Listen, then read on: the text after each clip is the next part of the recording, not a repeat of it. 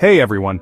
Today we're diving into the latest updates on the severe humanitarian crisis unfolding in Gaza. As of April 13, 2025, the situation has escalated dramatically and it's crucial we stay informed. First up, a devastating event occurred today at Al-Ali Hospital in Gaza City. An Israeli airstrike hit the hospital, causing immense damage. Hamas has condemned this act as a war crime, while Qatar has called it a massacre. Israel, on the other hand, claims they were targeting a Hamas command center.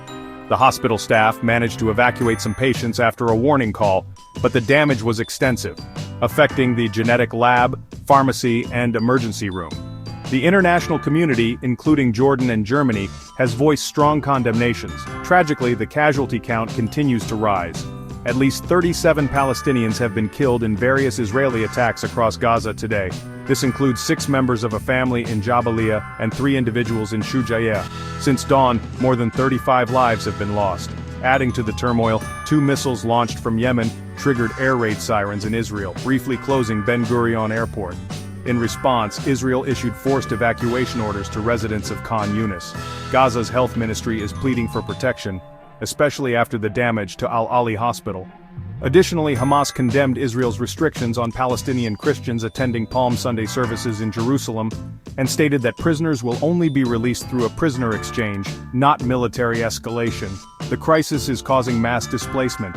Since March 18, about 400,000 Palestinians have been displaced.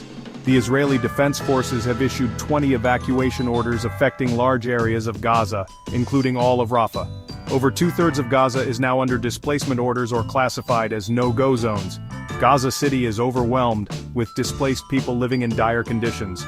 Israel's strategy appears aimed at emptying large parts of Gaza, treating anyone remaining as a combatant.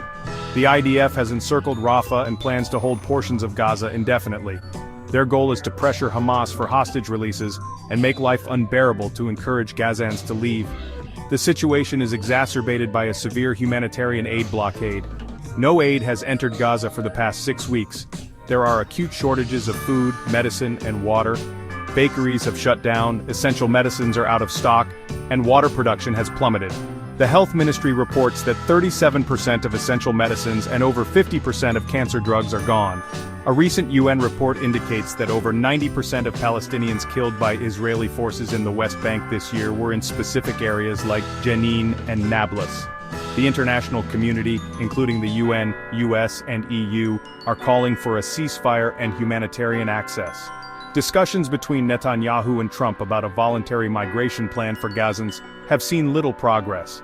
The humanitarian crisis in Gaza is dire and requires urgent international attention. Let's stay informed and keep the conversation going. Thanks for watching and take care.